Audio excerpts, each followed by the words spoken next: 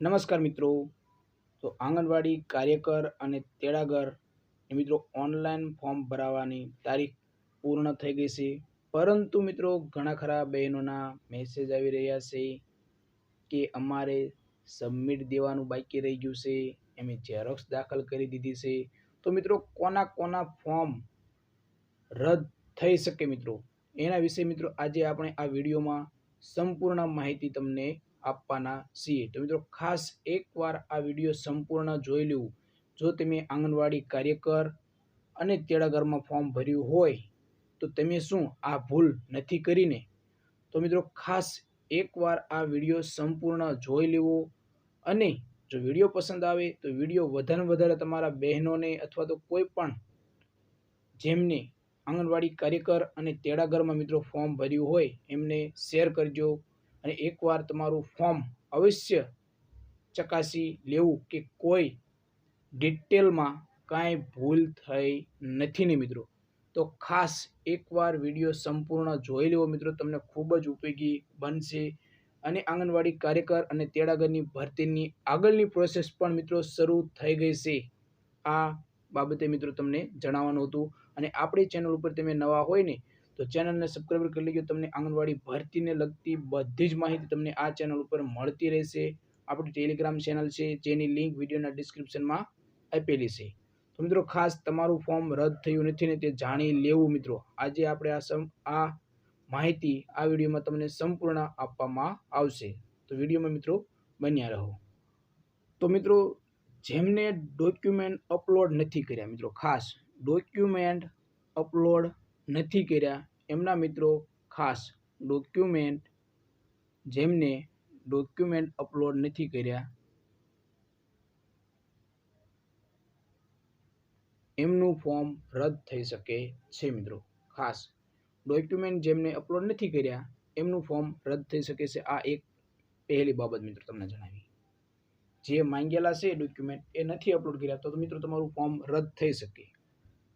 હવે બીજું જોઈએ મિત્રો, ઘણા ખરા બહેનોનો એવું આવતું હશે કે ડોક્યુમેન્ટ અમે અપલોડ કરતા હતા પરંતુ તે અપલોડ થતા ન હતા મિત્રો। ખાસ ડોક્યુમેન્ટ અપલોડ કરતા હતા પરંતુ થતા નહીં, તો મિત્રો એમને શું કરવાનું? તો મિત્રો એમને શું પ્રોબ્લેમ હતી? તો મિત્રો એમબીમાં ખાસ તમારી જે પીડીએફ બનાવવાની હતી એમની એમબી જે એને ક્રાઇટેરિયા હોય એનાથી તમારો વધારે એમબીની જે પીડીએફ બનતી હશે, એટલે મિત્રો તમારી પીડીએફ એટલે કે ડોક્યુમેન્ટ અપલોડ થતા ન હતા।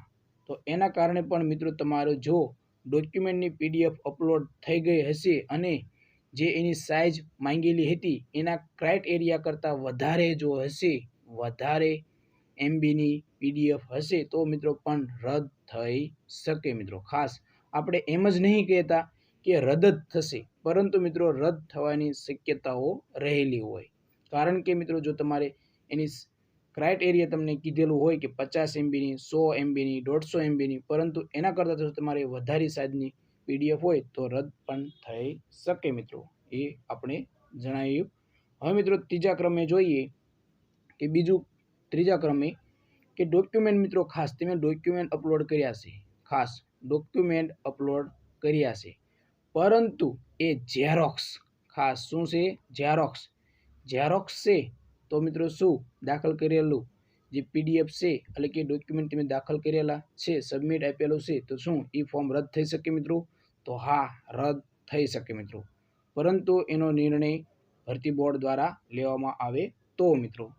બાકી મિત્રો જો આપણને અગાઉ જ કીધેલું છે કે ડોક્યુમેન્ટ બધા જ તમારા ઓરિજિનલ, ખાસ મિત્રો ઓરિજિનલ દાખલ કરવાના હતા, તો મિત્રો આપણે ઓરિજિનલ જ દાખલ કરવા પડે।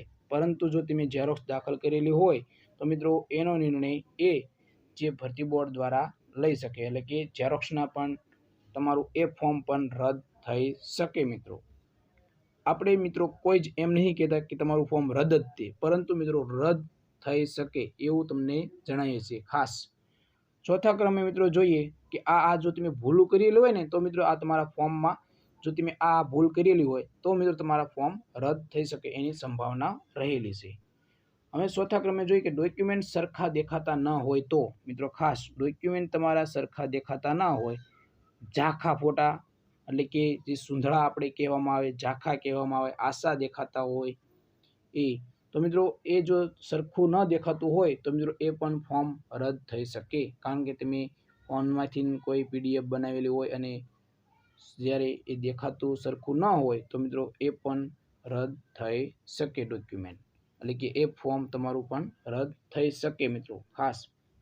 હવે 5મા ક્રમે જોઈએ, જે તમે PDF બનાવેલી છે ને એના મિત્રો એના જ આપણે પ્રશ્નો બધા લીધેલા છે કે ફોર્મ તમે ભરેલ જ હોય પરંતુ સબમિટ થયું ના હોય. ઘણા ખરા બહેનોને આ પ્રોબ્લેમ રહેલી છે કે લાસ્ટ ડે હતો મિત્રો, ખાસ લાસ્ટ ડે હતો અને ફોર્મ ભરતા હતા, પરંતુ સાઈડ એરર હાલતી હોય, કારણ કે ઘણા ખરા બહેનો એકસાથે ફોર્મ ભરતા હોય અને સાઈડમાં એરર હાલતી હોય તો મિત્રો સબમિટ થતું ના હતું. એના કારણે પણ મિત્રો જો સબમિટ તમારું ફોર્મ થવાનું બાકી રહી ગયું હોય તો એ ફોર્મ તમારું માન્ય ગણવામાં ન આવે, તો મિત્રો એ પણ તમારું ફોર્મ જ ભરાયેલું ન ગણાય. તો એ બાબતની પણ ચર્ચા કરી લીધી. હવે 6ઠા ક્રમે જોઈએ મિત્રો, તો 2 વાર, જો ઘણા ખરા બહેનોએ એવું કરેલું છે કે 2 વાર ફોર્મ ભરી દીધું છે. 2 વાર ફોર્મ ભરેલું હોય તો શું એ રદ થાય? મિત્રો ખાસ આ પ્રશ્ન છે કે શું રદ થાય? તો મિત્રો ના, ન રદ થાય, ના રદ થાય. ખાસ તમને જણાવું છું કે તમે 2 વાર ફોર્મ ભરેલું છે તો રદ થાય નહીં. ખાસ મિત્રો રદ ના થાય.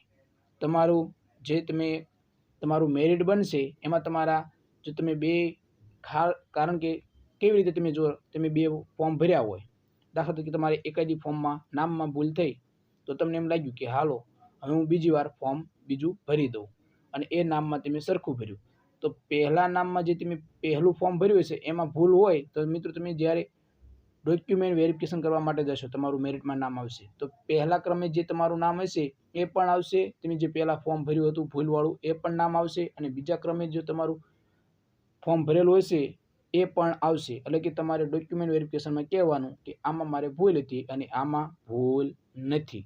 એટલે મિત્રો ખાસ જે ડબલ ફોર્મ ભરેલા હોય એ રદ થશે નહીં મિત્રો, એટલે ચાલે મિત્રો જો તમે સુધારો કરેલો હોય તો. આ જોઈ લીધું. હવે 7મા ક્રમે જોઈએ, 7મા ક્રમે કે 2 જગ્યાએ, એટલે કે તમારા ગામમાં આંગણવાડી કાર્યકર અને તેડાગરની જગ્યા બહાર પડી હતી અને તમારે 2માં તમે ફોર્મ ભરેલું છે. ખાસ 2માં 2 જગ્યાએ તમે ફોર્મ ભરેલું છે તો શું તમારું ફોર્મ રદ થઈ શકે? તો મિત્રો એ તમારે નોટિફિકેશન જોઈ લેવી કે શું 2 ફોર્મ તમે ભરી શકતા હતા કે ન ભરી શકતા હતા. એ આપણે નોટિફિકેશન આપણે ટેલિગ્રામ ચેનલમાં છે ઓલરેડી, એનો તમને જવાબ ટેલિગ્રામ ચેનલમાંથી મળી રહેશે. હવે 8મા ક્રમે જોઈએ તો મિત્રો સ્થાનિક રહેવાસીનો દાખલો, એટલે કે આપણે જે ડોક્યુમેન્ટ માંગ્યા હતા અને એ તમે ડોક્યુમેન્ટ દાખલ ન કર્યું હોય તો મિત્રો રદ થઈ શકે તમારું ફોર્મ. ખાસ સ્થાનિક રહેવાસીનો દાખલો માંગ્યો હતો, રહેઠાણનો,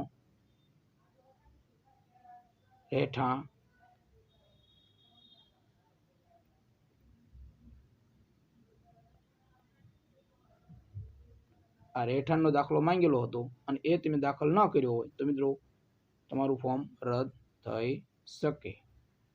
હવે 9મા ક્રમે જોઈએ કે મિત્રો અગત્યની બાબત કે સ્વ ઘોષણાપત્ર, ખાસ સ્વ ઘોષણાપત્ર એ પણ તમારે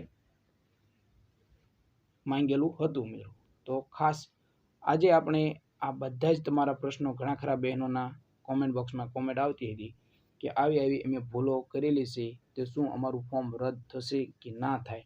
મિત્રો આપણે જે આ બાબતો તમને જણાવી કે ડોક્યુમેન્ટને લગતી, જો આવી ભૂલો હોય તો મિત્રો રદ થવાની શક્યતાઓ રહેલી છે. બાકી મિત્રો મેરિટ જ્યારે બહાર પડશે ત્યારે તમારા ડોક્યુમેન્ટ અથવા તો મેરિટ તમારું જેટલું બનતું હશે એ બધું જ તમારે તમારી જે આપણે વેબસાઇટ હોય અને આપણે જે તમારી ગામની આંગણવાડી હોય એમાં તમારું મેરિટ, તમારા જેટલા ગામના હોય બહેનો અને બધાએ ફોર્મ ભરેલું હોય, ઘણા ખરા બહેનોએ ભર્યું હોય, એ બધાનું મેરિટ તમને દેખાશે, એટલે કે તમે જોઈ શકશો. તો મિત્રો આજે આપણે આ વિડીયોમાં તમને જણાવ્યું કે કોના ફોર્મ રદ થઈ શકે. તો આટલી જો તમે ભૂલો કરેલી હોય તો તમારું ફોર્મ રદ થઈ શકે મિત્રો. તો મિત્રો વિડીયો પસંદ આવ્યો હોય તો વિડીયોને વધારે શેર કરજો, અને વિડીયો પસંદ આવ્યો હોય તો વિડીયોને લાઇક પણ કરી દેજો અને ચેનલ ઉપર નવા હોય તો ચેનલને સબસ્ક્રાઈબ પણ કરી લેજો, કારણ કે તમને ભરતીને લગતી માહિતી આ ચેનલ ઉપર મળતી રહેશે. તો જય હિન્દ મિત્રો.